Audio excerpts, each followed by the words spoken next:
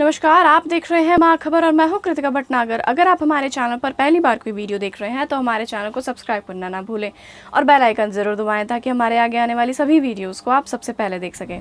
अमेरिकी राष्ट्रपति Joe Biden के chief medical adviser doctor Anthony Fauci ने कहा कि वैक्सीन की 2 डोज के बीच गैप बढ़ाने से लोगों में कोविड-19 वेरिएंट से संक्रमण का खतरा बढ़ सकता है।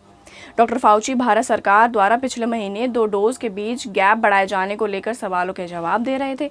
फाउची अमेरिका के national institute of allergies and infectious disease के डायरेक्टर भी रह चुके हैं। तो वहीं उन्होंने अंग्रेजी समाचार चैनल एनडीटीवी से बातचीत में कहा कि mRNA वैक्सीन जैसे फाइजर के लिए 2 डोज के बीच 3 हफ्तों और मॉडर्ना के लिए 4 हफ्तों का गैप होना चाहिए, जो उपयुक्त है। और हमने यूके में देखा कि उन्होंने डोज के बीच गैप की अवधि को बढ़ा दिया। इस दौरान आप वेरिएंट से संक्रमित हो सकते हैं, इसलिए हम समय पर वैक्सीन लगाने की सलाह देते हैं। हालांकि उन्होंने यह भी कहा कि यह गैप बढ़ाना ज़रूरी हो जाता है जब आपके पास कम सप्लाईज हों। डॉक्टर फाउची ने इस बात पर भी जोर दिया कि वायरस से आगे निकलने, खासकर डेल्टा वायरस के लिए जितनी जल्दी हो सके लोगों को वैक्सीन लगाने की ज़रूरत है। कोविड-19 का डेल्टा वेरिएंट सबसे पहले भारत में ही पाया गया था और आंकड़ों से पता चलता है कि देश में कोविड की दूसरी लहर के लिए यही जिम्मेदार भी रहा है। एक्सपर्ट्स के मुताबिक यह 40 से 50% ज़्यादा संक्रमित करता है और अब यह 60 देशों में फैल चुका है। उन्होंने यह भी कहा कि भारत के कई राज्यों में हावी हुआ डेल्टा वेरिएंट एक व्यक्ति से दूसरे व्यक्ति में ज़्यादा तेज़ी से फैलता है। अगर किसी देश में ये वेरिएंट है और यहाँ पर्याप्त लोगों को वैक्सीनेट नहीं किया गया है तो उन्हें इसे लेकर चिंतित होना चाहिए। हमने देखा है कि वैक्सीन नहीं लगाने वाले लोगों में जब डेल्टा वेरिएंट फैलता है तो काफ़ी जल्दी हवा हो जाता है। यही यूके के साथ हो रहा है।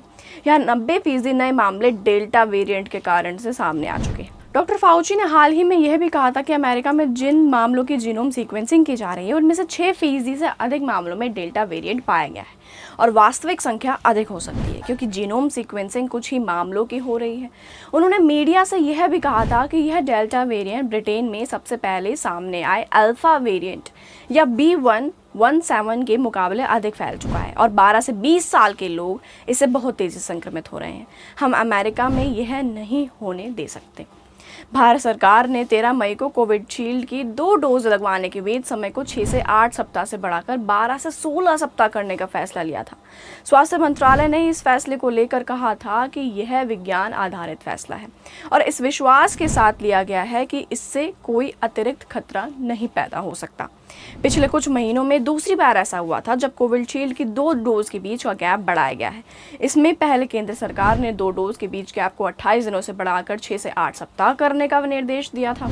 डॉक्टर फाउची ने उस वक्त भारत सरकार के गैप बढ़ाने के फैसले का समर्थन किया था और कहा था कि अगर आपके पास वैक्सीन की कमी है तो डोज के बीच गैप बढ़ाना तार्किक फैसला है। उन्होंने यह भी कहा था कि इससे ज़्यादा से ज़्यादा लोगों को कम से कम 1 डोज लग जाएगी।